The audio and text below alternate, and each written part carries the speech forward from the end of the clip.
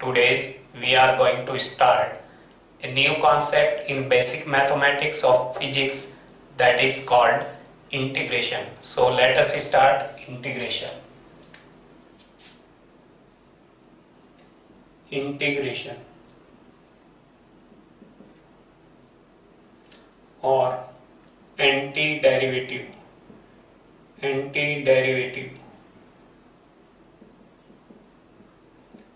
प्यारे बच्चों, हमने डिफरेंशिएशन पढ़ लिया है ना। उसी का एंटी है इंटीग्रेशन। ओके, इसलिए नाम दिया anti derivative.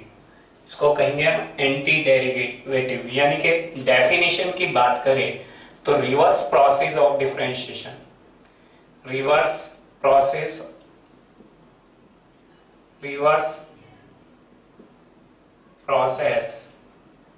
of differentiation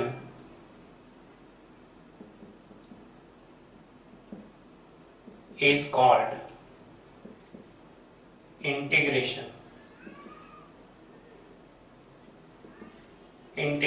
okay, तो प्यारे बच्चों अब हम बात करेंगे रिप्रेजेंटेशन ऑफ इंटीग्रेशन की। ओके, रिप्रेजेंटेशन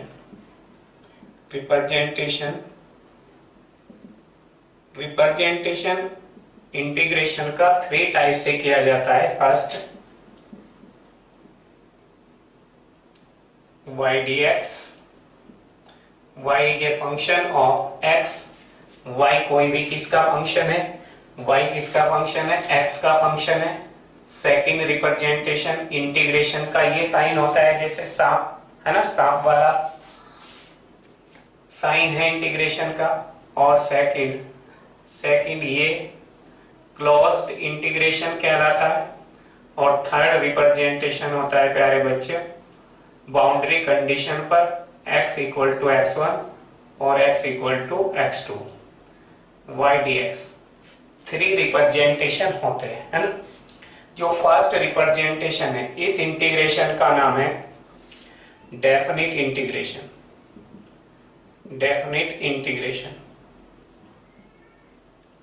यानी कि यहां विद कंडीशन में हम बात कर रहे हैं है ना। और ये है इनडेफिनिट इंटीग्रेशन। इस इंटीग्रेशन को हम कहते हैं, फर्स्ट वाले को हम कहते हैं इनडेफिनिट इंटीग्रेशन। तो ये कहेंगे हम इनडेफिनिट इंटीग्रेशन। ओके, इसको कहेंगे हम इनडेफिनिट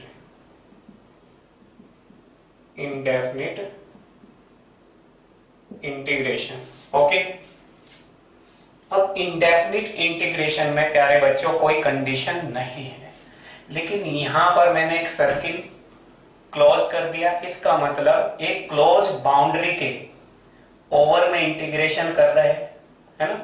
ये क्लोज बाउंड्री में इंटीग्रेशन, यानी कि उस क्लोज बाउंड्री में ही हमें क्या करना है, इंटीग्रेशन करना है। उससे अलग इंटीग्रेशन मींस क्या है भाई, छोटे छोटे पीसीस को जोड़कर क्या करना, बड़े पीसीस बना देना। ऐसे सपोज करो कि एक पेज है, हमने उसके छोटे छोटे पीसीस क्या किए, काट के उड़ा दिए। ओके, उड़ा दिए तो उन सभी पीसीस को उठाओ, एक एक करके जोड़ो, उसका नाम है integration. This is called first type of integration. Okay, अब एक सर्कल वहां पे हमने खींच दिया था है ना, एक सर्कल बना दिया था वहां पे, जहां पर हमने वो पेपर छोटे छोटे पीसेस उड़ाए। ओके, कुछ पेपर्स सर्कल की बाउंड्री से बाहर गिरे, कुछ सर्कल में गिरे। जो सर्कल में गिरे अगर उनको हम ऐड करें, उन सभी पीसेस को केवल सर्कल वाले और इंटीग्रेशन करें, तो उसको हम कहेंगे प्यारे बच्चों, बोलो, उसको हम कहेंगे क्या है, ये आपका integration over the closed surface. Integration over the closed surface, ये इंटीग्रेशन आप 12th क्लास में पढ़ेंगे। ओके, और ये अगर एक बाउंड्री पे हमने कहा भाई 2 सेंटीमीटर से 10 सेंटीमीटर की बाउंड्री में है ना, इसके बीच में जो भी पेपर्स पड़े हुए हैं, छोटे छोटे पीसेस पड़े हुए हैं ना, उनको उठा करके ऐड करना है, सम करना है उनका, यानी कि वो क्या कहलाएगा, इंटीग्रेशन। तो उस बाउंड्री, अगर इनिशियल कंडीशन और फाइनल कंडीशन आपको गिवन है, उसको कहते हैं बाउंड्री कंडीशंस, है ना। तो ये 3 टाइप्स के इंटीग्रेशन होते हैं। y is a function of x, यहाँ पर y किसका फंक्शन है, y फंक्शन है किसका, x का। ओके, 3 टाइप के ये इंटीग्रेशन होते हैं, एक नो कंडीशन और यहाँ पर कंडीशन है। ओके, अब बात करते हैं जनरल फॉर्मूले की, है ना। जनरल फॉर्मूला होता क्या है, तो जनरल पावर फॉर्मूला ये मोस्ट इंपॉर्टेंट फॉर्मूला है प्यारे बच्चों। सबसे ज्यादा इस फॉर्मूले का यूज होगा, फॉर्मूला नंबर 1।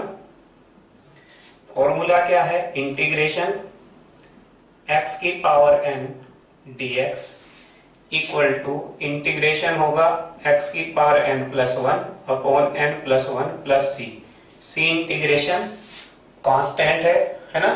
तो c कांस्टेंट है, और ये कांस्टेंट अगर हमें निकालना है तो हमें बाउंड्री कंडीशन यूज करनी पड़ेगी। ओके, तो c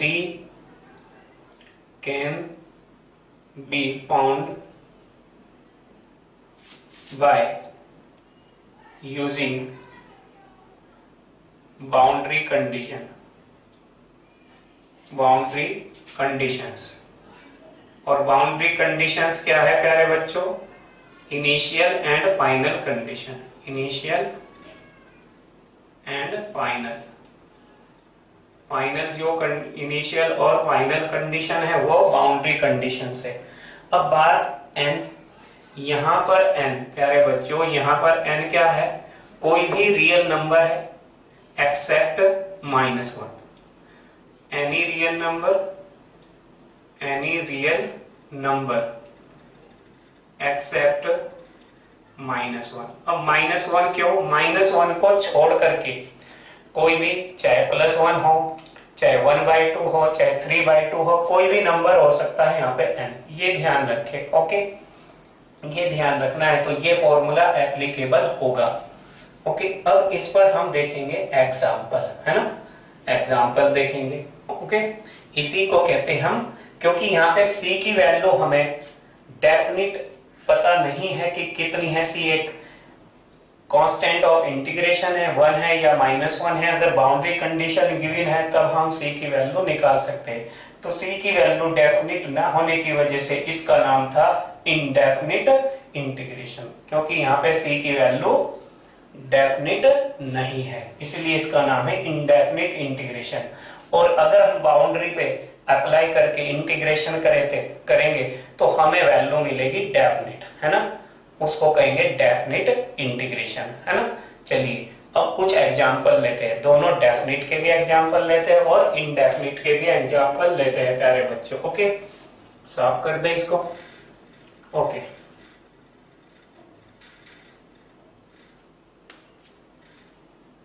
तो एग्जांपल देखिए, example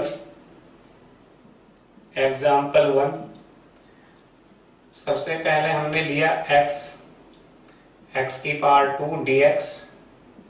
okay, first example, formula क्या बताया हमने, x की power n dx equal to power, formula है इंटीग्रेशन मींस इंक्रीज करना, डिफरेंशियल मींस डिक्रीज करना। डिफरेंशियल जब करते थे तो पावर को डिक्रीज करते थे, यहाँ पावर को इंक्रीज कर रहे हैं, और जितनी पावर आएगी टोटल होकर के ऊपर उतने से ही डिवाइड करेंगे, प्लस c। ये फॉर्मूला था, है ना, ये हमारा जनरल फॉर्मूला। हमने बता दिया कि जनरल पावर फॉर्मूला हो गया है, पावर फॉर्मूला। ओके, ये तो ध्यान रखें इसको। अब x की पावर कितनी करेंगे, 2 + 1, नीचे क्या करेंगे 2 + 1 और प्लस c, तो वैल्यू कितनी आएगी x³ / 3 + c, ये आ गया। अब प्यारे बच्चों इसी को मैं बाउंड्री कंडीशन पे अप्लाई करूंगा। तो एग्जांपल नंबर 2 की बात करें, बाउंड्री ये कहलाएगा इनडेफिनिट इंटीग्रेशन। अगर बाउंड्री कंडीशन x = 1 से 2 हो, है ना, 1 से 2, और हम बात करें x² की, है ना, dx, इंटीग्रेशन क्या आएगा, x की पावर 2 + 1 अपॉन 2 + 1 प्लस c आएगा। ओके, है ना, तो यहाँ पे कंडीशन लगाएंगे 1 से 2, x की वैल्यू कितनी है 1 से x की वैल्यू 2 है, तो ये आ जाएगा कितना x3 अपॉन कितना 3 प्लस c, और ये वैल्यू x इक्वल टू कितनी है 1 और ये 2 है, x की वैल्यू 2 है। अब हम सबसे पहले अपर लिमिट भरेंगे प्यारे बच्चों। ये किसकी वैल्यू है x की वैल्यू है, तो जहां जहां x के टर्म से वहां x इक्वल टू 2 पुट करेंगे। इसको कहते हैं अपर लिमिट और इसको कहते हैं lower limit. This is called lower limit. और ये लिमिट कौन सी कहलाएगी प्यारे बच्चों, अपर लिमिट। ये अपर लिमिट है, ओके, अपर लिमिट कहलाएगी। तो लोअर लिमिट और अपर लिमिट, तो अपर लिमिट पहले पुट करेंगे और फिर सेकंड नंबर पे हम लोअर लिमिट। तो सबसे पहले x की वैल्यू 2 रखेंगे, 2 की पावर 3 अपॉन 3 प्लस c, फिर माइनस करेंगे लोअर लिमिट। जब लोअर लिमिट रखेंगे तो माइनस 1 की पावर 3 अपॉन 3 प्लस c। तो देखो यहाँ प्लस c हो गया, यहाँ माइनस प्लस माइनस, तो c कैंसिल आउट। इसलिए जब हम कंडीशन अप्लाई करते हैं तो c कैंसिल आउट हो जाता है, इनडेफिनिट की कोई बात नहीं रहती, जो आंसर मिलता है वो डेफिनिट मिलता है।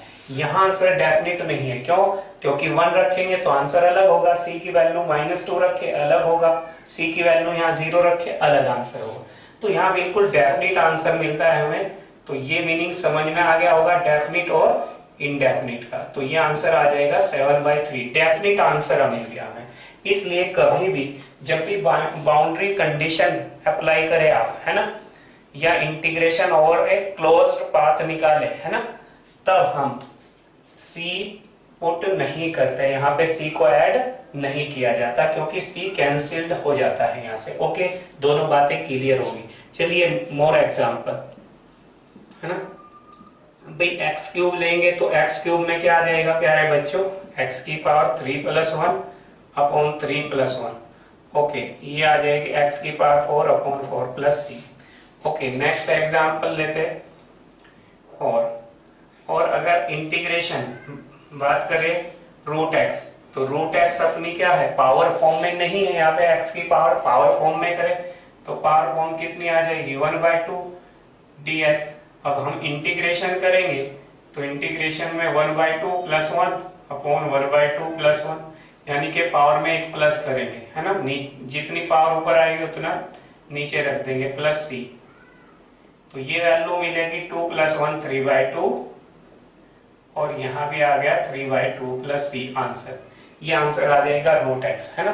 तो रूट में है तो हम इस तरीके से करेंगे। नेक्स्ट एग्जांपल 5, हमारे पास आ गया 2/x³ dx। तो ये भी पावर फॉर्म में न्यूमरेटर में लानी है हमें, नीचे इंटीग्रेशन नहीं होगा हमेशा। और 2 कांस्टेंट है, जब भी कांस्टेंट हो उसको बाहर रख ले, x³ -3 dx। अब आप उसी तरीके से इंटीग्रेशन कर दे, आपका 2 बाहर आ चुका, और x की पावर इंटीग्रेशन करेंगे तो x की पावर कितनी मिलेगी प्यारे बच्चों, -3 + 1 अपॉन -3 + 1। तो बताइए वैल्यू कितनी मिल गई, है ना, बताइए वैल्यू कितनी मिल जाएगी, 2x की पावर -2 अपॉन -2, 2 से 2 गया, इसको नीचे ले आओ, ये 2 से 2, तो -1 अपॉन x² + c। ओके, ये आंसर आ जाएगा। चलिए नेक्स्ट एग्जाम्पल नंबर 6 देखते हैं।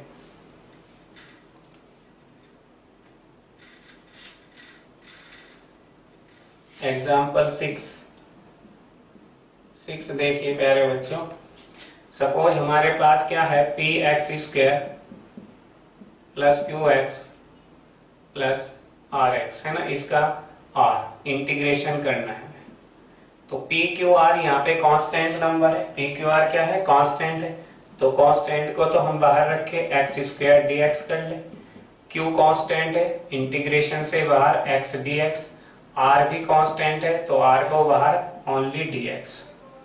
ओके, तो यहाँ पर p 2 + 1 अपॉन 2 + 1 आ जाएगा, प्लस q 1 पावर है तो 1 + 1 अपॉन 1 + 1, और यहाँ प्यारे बच्चों देखो मैंने बताया था integration is the reverse process of differential, तो ये इंटीग्रेशन ये डिफरेंशियल, तो ये डस लेगा, है ना, सांप तो क्या काम करेगा, डसने का काम करेगा, तो इंटीग्रेशन डिफरेंशियल को डस लेगा, बचेगा क्या x, है ना, plus c constant of integration, तो ये आ जाएगा p/3 x cube x square by 2 plus r into x, r into कितना आएगा x, ओके, तो r इंटू एक्स प्लस सी, ये आ जाएगा इंटीग्रेशन, ओके। तो इस पर हम कर सकते हैं बहुत से न्यूमेरिकल इस पे, तो और भी बहुत से क्वेश्चन, एग्जाम्पल 7, 1/√x आ जाए, 2√x आ गया, और इसका इंटीग्रेशन हमें करना है प्यारे बच्चों, बोलो कैसे करें, है ना, क्या काम करेंगे, सबसे पहले तो 1/2 को बाहर ले ले, रूट को ऊपर ले जाए तो x की पावर -1/2 dx आ जाएगी, 1/2, क्योंकि हमेशा अगर x नीचे है तो ऊपर ला करके तब इंटीग्रेशन करवा, तो x की पावर -1/2 पावर फॉर्मूला लगाए +1 और नीचे -1/2 +1, तो कितना आ गया रिजल्ट 1/2, x की पावर -1/2, है ना, तो माइनस गई कितनी प्लस और 1/2, ये 1/2 से 1/2 गया, तो हमारा ये आ गया √x plus C, okay, √x plus C answer. चलिए नेक्स्ट, तो इस तरीके से हम प्रॉब्लम सॉल्व कर सकते हैं। फॉर्मूला 2 की बात करें हम, फॉर्मूला 2, फॉर्मूले 2 में क्या है प्यारे बच्चों, है ना, हमने बताया था ये फॉर्मूला कब वैलिड नहीं है, जब n की वैल्यू कितनी नहीं होनी चाहिए, -1 पर ये वैलिड नहीं था, ओके। फॉर्मूला 1 किस पर, फॉर्मूला 1 किस पर वैलिड नहीं था, -1 पर, अब -1 आ जाए, यानी कि इंटीग्रेशन x की पावर -1 आ जाए, क्यों नहीं था, क्योंकि -1 + 1 क्या हो जाएगा, नीचे 0 और 0 से डिवाइड करेंगे किसी भी नंबर को, वो तो क्या आएगा, इनफाइनाइट, अनडिफाइंड वैल्यू आएगी। x की पावर -1 का मतलब क्या होता है, 1/x, यानी कि अगर रिवर्स फंक्शन हमें गिवन है, कैसा फंक्शन है, रिवर्स, लीनियर फंक्शन है x का, है ना, रिवर्स फंक्शन है, लीनियर फंक्शन है ना, लीनियर फंक्शन का रिवर्स, तो ये इंटीग्रेशन फॉर्मूला आता है log बेस ही x, है ना, प्लस c, यानी कि जिसको ln x भी कहते हैं, ln x प्लस सी, तो ध्यान रखें हमेशा ln x प्लस सी, अगर लीनियर ये फंक्शन है, अगर ये फंक्शन इस तरीके से आता है लिखा हुआ ax प्लस बी dx, तो आपका ये भी लीनियर फंक्शन है नीचे, तो ये आ जाएगा log बेस ही ax प्लस बी, और जो कांस्टेंट है ना प्यारे बच्चों, x का कोफिशिएंट है वो डिवाइड में आ जाएगा, वो किस में आ जाएगा, डिवाइड में। तो ध्यान रखें, जैसे फॉर एग्जांपल अगर हम बात करें 2x प्लस 3 की, तो क्या करेंगे, x का कोफिशिएंट कितना है 2, तो 1/2 log बेस ही 2x प्लस 3, तो इस तरीके से हम आंसर आ जाएगा। जैसे बात करें और एग्जांपल की, एग्जांपल 2 ले, इस पे ये एग्जांपल 1 लिया, तो यहाँ पे बात करें dx/1 - x, है ना, ये भी लीनियर फंक्शन है, तो क्या करेंगे, log बेस e 1 - x और क्या प्लस c, और कोफिशिएंट ऑफ x कितना है -1, तो माइनस आ जाएगा, -1 से डिवाइड करेंगे तो -1 से डिवाइड करेंगे तो माइनस लग जाएगा यहाँ पे, ओके। नेक्स्ट फॉर्मूला, नेक्स्ट फॉर्मूले की बात करते हैं, फॉर्मूला 3, साइन और कॉस थीटा के फॉर्मूले होते हैं प्यारे बच्चों, साइन और कॉस के ज्यादातर फॉर्मूले काम में आते हैं यहाँ फिजिक्स के अंदर, तो वही फॉर्मूले डिस्कस करेंगे हम। फॉर्मूला 3, फॉर्मूले 3 में ए फॉर्मूला होगा साइन थीटा डी थीटा, वो हो जाएगा कॉस थीटा माइनस का, मैंने रिवर्स बताया। ये देखो हमने बात की थी साइन थीटा का डिफरेंशिएशन क्या था, कॉस थीटा, यहाँ कॉस थीटा का अगर इंटीग्रेशन करें तो साइन थीटा आ जाएगा, ओके, ये था, और कॉस थीटा का डिफरेंशियल माइनस साइन थीटा, तो माइनस साइन थीटा का इंटीग्रेशन करें तो कॉस थीटा आ जाएगा, तो रिवर्स प्रोसेस है प्यारे बच्चों, तो उससे ध्यान रख सकते हैं आप, कॉस थीटा प्लस कितना सी, कॉस थीटा प्लस सी। बी में कॉस थीटा डी थीटा की बात करें तो ये आ जाएगा कितना, साइन थीटा प्लस सी, है ना। स्टार मार्क करके ये दो और यूज आते हैं 12th में, यूज करेंगे आप साइन स्क्वायर थीटा, है ना। इनका इंटीग्रेशन कैसे करें, डी थीटा, ओके। और एक होगा कॉस स्क्वायर थीटा का इंटीग्रेशन। तो प्यारे बच्चों, ट्रिग्नोमेट्री मैंने बेसिक मैथमेटिक्स में पढ़ा दी, उसमें फॉर्मूला मैंने बताया था कि अगर हम इसको 2 से डिवाइड कर ले, 2 से मल्टीप्लाई कर दे, तो 2 साइन स्क्वायर थीटा का हमने फॉर्मूला बताया था 1 minus cos 2 theta, 1 minus cos 2 theta. तब जा करके हम इसका इंटीग्रेशन कर पाएंगे। 2 cos square theta D theta equal to 1/2 1 plus cos 2 theta, okay, D theta. तो ये हम पे इंटीग्रेशन इजीली कर सकते हैं, ओके भाई। 1 डी थीटा, 1 डी थीटा का मतलब इंटीग्रेशन डिफरेंशियल को हटा देगा, थीटा आ जाएगा, और कॉस का क्या करेंगे, साइन थीटा। बट यहाँ देखो, ये तो एक पूरा फंक्शन है और ये क्या है, एक सब फंक्शन है। तो अभी हम बताएंगे फंक्शन और सब फंक्शन अगर गिवन हो, है ना, एक मेन फंक्शन हो एक सब फंक्शन हो, तो हम उसका इंटीग्रेशन कैसे करेंगे, है ना। तो अभी यहीं पे स्टॉप कर दे, बाद में हम इसको अभी बताएंगे जब फॉर्मूला समझा देंगे, ओके। चलिए अब बात आती है फॉर्मूला नंबर 4 की, यानी कि एक्सपोनेंशियल की बात करें e की पावर x, तो e की पावर x का डिफरेंशियल भी और इंटीग्रेशन भी सेम होता है, ध्यान रखें। एंड e की पावर माइनस x, तो इसका डिफरेंशियल और इंटीग्रेशन सेम रहेगा, माइनस e की पावर माइनस x। अब फॉर्मूले 5 की बात करते हैं, ना। इंटीग्रेशन हमारा फिजिक्स के लिए पूरा कंप्लीट हो जाएगा, है ना। फिर फिजिक्स में कोई प्रॉब्लम नहीं आने वाली है आपको इंटीग्रेशन में, ओके। चलिए नेक्स्ट फॉर्मूला 5, ओके। अब बात करते हैं फॉर्मूला 5 की। फॉर्मूला 5 क्या है, इंटीग्रेशन का डबल फंक्शन आते हैं। अगर डबल फंक्शन में बात हो, ये फंक्शन f, इसको कहेंगे हम मेन फंक्शन, ओके। और इसी में ब्रैकेट में एक सब फंक्शन होगा, एक छोटा फंक्शन होगा, हमें इंटीग्रेशन करना होगा इस टाइप के फंक्शन का। अच्छा, ये फंक्शन मस्ट बी लीनियर, कैसा होना चाहिए, must be linear in variable. Variable पे लीनियर ये तभी वैलिड है, तो हम इंटीग्रेशन करेंगे। सबसे पहले हम मेन फंक्शन का इंटीग्रेशन करेंगे, ओके। इंटीग्रेशन किसका होगा, मेन फंक्शन का इंटीग्रेशन होगा। नीचे डिफरेंशिएशन होगा, डिफरेंशिएशन ऑफ सब फंक्शन। तो ये बड़ा इंपॉर्टेंट फॉर्मूला होता है ना। चलिए इसके ऊपर एग्जाम्पल हम देखते हैं। तो एग्जाम्पल क्या क्या है ये देखते हैं, ओके। और एग्जाम्पल की बात करें, सपोज करें साइन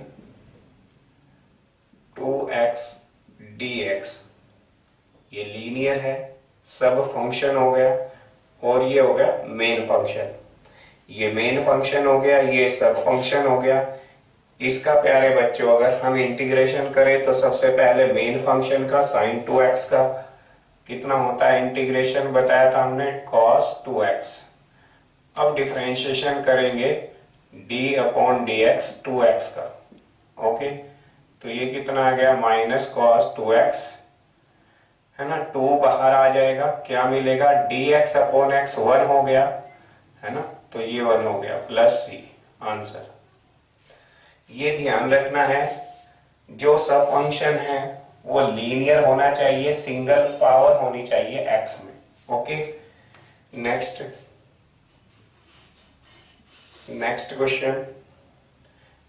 क्वेश्चन ये है, सपोज करें हमें 2x माइनस 5 की होल पावर 10 dx, इसका इंटीग्रेशन। तो ये तो हो गया मेन फंक्शन और ये हो गया प्यारे बच्चों सब फंक्शन।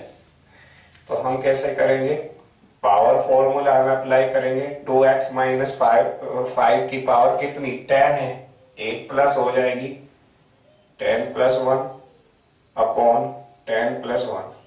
अब डिफरेंशिएशन करेंगे हम सब फंक्शन का। 2x माइनस 5 का डिफरेंशिएशन होगा तो d upon D x 2x minus 5, तो ये मिलेगा 2x माइनस 5 की होल पावर 11। x का डिफरेंशिएशन 1 आ जाएगा और 5 का 0। ओके, तो 11 इंटू कितना 2। ओके, x का कितना हो गया 1 और 5 का कितना हो गया 0 plus c। This is the final answer. Okay, चलिए नेक्स्ट देखते हैं। तो ध्यान रखो ये बहुत ही इंपॉर्टेंट फॉर्मूला होता है। एग्जाम्पल नंबर 3, एग्जाम्पल 3 की बात करें तो एग्जाम्पल 3 में हम ले लेते हैं रेसिप्रोकल फंक्शन, है ना। तो dx 4 dx upon 3 minus 2x, ये रेसिप्रोकल फंक्शन है। और जब भी रेसिप्रोकल फंक्शन हो तो लोगरिथम में उसका इंटीग्रेशन आता है ना। तो 4 तो कांस्टेंट है, 4 को तो बाहर रखेंगे। dx अपॉन 3 माइनस 2x, ये हो जाएगा ln 3 माइनस 2x, है ना, log बेस ई पे, है ना। अब यहां पर x का कोफिशिएंट कितना है -2 है, उससे प्यारे बच्चों क्या करना पड़ेगा डिवाइड। एक्चुअल क्या हुआ, ये पूरा मेन फंक्शन था 1 upon 3 minus 2x। Main function कौन था 1 अपॉन 3 माइनस 2x, और सब फंक्शन इसमें क्या था 3 माइनस 2x। तो 3 माइनस 2x का भी डिफरेंशियल हुआ और वो कितना आ गया 3 का 0 माइनस 2x का 1 -2। तो ध्यान रखें इस तरीके के क्वेश्चन एग्जाम में पूछ लिए जाते हैं। जब हम सोल्व करते हैं फिजिक्स की प्रॉब्लम तो वो अराइज हो जाते हैं। और देखिए एग्जाम्पल, और एग्जाम्पल हो सकते हैं कोई भी, मान लिया cos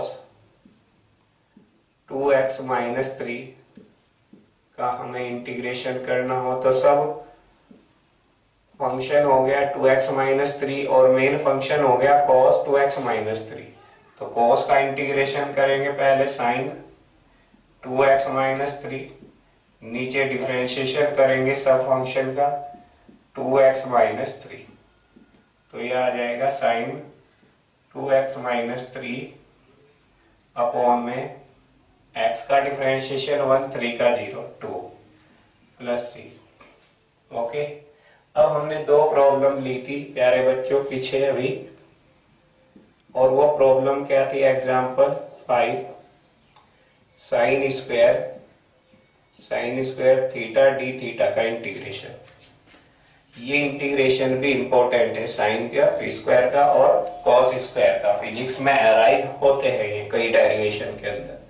तो साइन स्क्वायर का फॉर्मूला हमने बताया था 2 से ऊपर मल्टीप्लाई करो 2 से नीचे, तो 2 से ऊपर नीचे मल्टीप्लाई करके हम ये बना लेंगे सबसे पहले। और ये ट्रिग्नोमेट्री का फंडामेंटल फॉर्मूला होता है 1/2 1 minus cos 2 theta D theta. अब 2 टर्म आ गए, दोनों को अलग अलग इंटीग्रेट करेंगे। 1/2 1 का इंटीग्रेशन अलग कर 1 D theta minus cos 2 theta D theta. Okay, है ना। इंटीग्रेशन डिफरेंशियल का एंटी होता है, तो ये इंटीग्रेशन डी को क्या कर लेगा डस लेगा। ओके, तो ये डसेगा तो कितना मिलेगा थीटा मिलेगा, कितना मिलेगा थीटा। तो ये आ जाएगा थीटा माइनस, यहाँ पे 1/2 था, यहाँ 1/2 1/2 कॉस का क्या हो जाएगा बोलो, ये पूरा क्या है, ये पूरा है मेन फंक्शन, तो कॉस का होता है साइन 2 थीटा, और फिर हम करेंगे 2 थीटा का भी, है ना। सब फंक्शन कौन सा है, सब फंक्शन है 2 थीटा, तो 2 थीटा का आ जाएगा डिफरेंशिएशन 2, नीचे डिफरेंशिएशन आएगा है ना प्लस सी, तो ये आंसर मिल जाएगा हमें। ओके, ये आंसर हमें मिल जाएगा इसका इंटीग्रेशन। इसी तरीके से हम किसका कर सकते हैं, cos square theta, cos square theta में 2 से ऊपर नीचे मल्टीप्लाई करेंगे, फॉर्मूला बनेगा 1 प्लस cos 2 थीटा। तो यहां पर आ जाएगा बस कितना, प्लस का साइन आ जाएगा cos स्क्वायर थीटा का जब इंटीग्रेशन करेंगे। ओके, चलिए और देख लेते हैं प्रॉब्लम।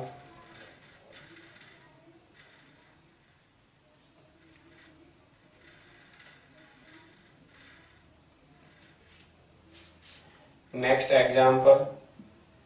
एग्जाम्पल देखिए प्यारे बच्चों।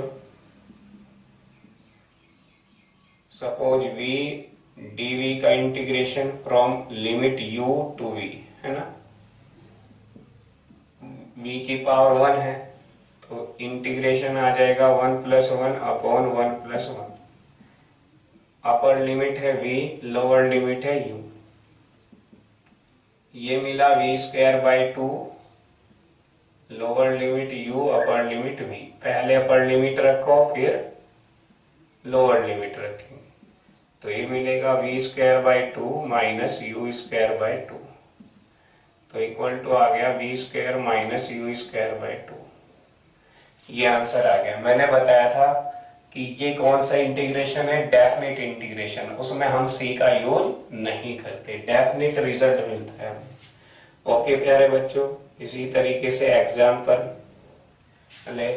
बाउंड्री कंडीशन की अगर बात करें है ना, बाउंड्री कंडीशन में क्या है प्यारे बच्चों, अगर कोई बॉडी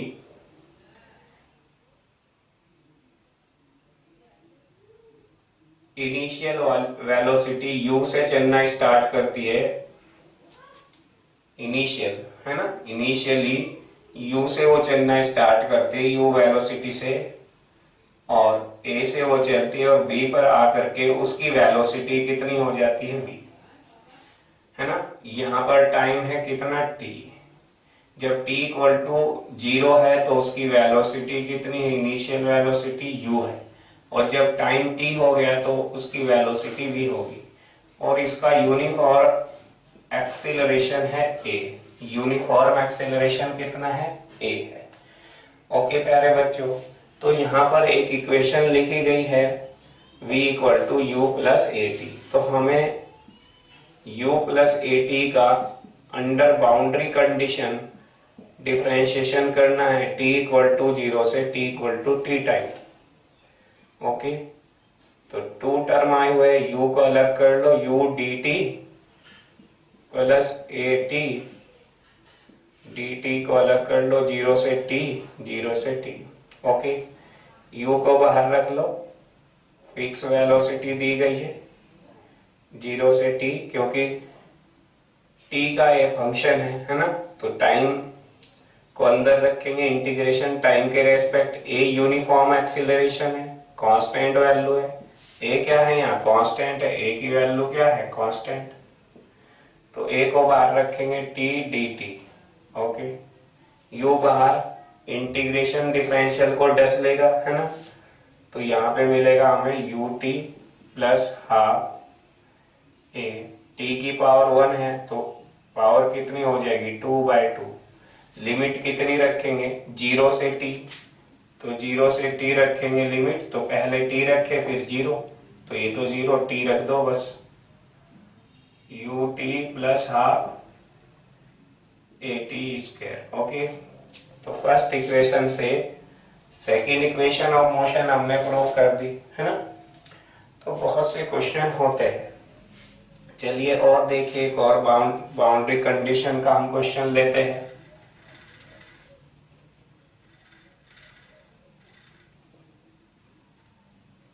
साइन का जो प्यारे बच्चों होता है ग्राफ, वो साइनोसोडियल होता है, साइन का ग्राफ ये साइनोसोडियल चलता है। ओके, ये साइन का ग्राफ है, यहाँ पर y और यहाँ पर t, y equal to sine t का ये ग्राफ गिवन है आपको है ना, और t की वैल्यू यहाँ पे कितनी है 0, टी की वैल्यू यहाँ पे दी गई है π/2 और यहाँ पर टी की वैल्यू दी है पाई। आपसे पूछा है इस बाउंड्री कंडीशन में आपका 0 से t = π/2 है ना, इसका ये एरिया बताना है। तो एरिया फाइंड आउट करने के लिए भी हम किसका यूज करते हैं, इंटीग्रेशन का। ओके, तो यहाँ पर क्वेश्चन क्या है आपका, इंटीग्रेशन फाइंड करना है किस बाउंड्री कंडीशन में, 0 से t = π/2। तो ये एरिया ऑफ शेडेड रीजन कितना आ जाएगा, एरिया ऑफ शेडेड रीजन,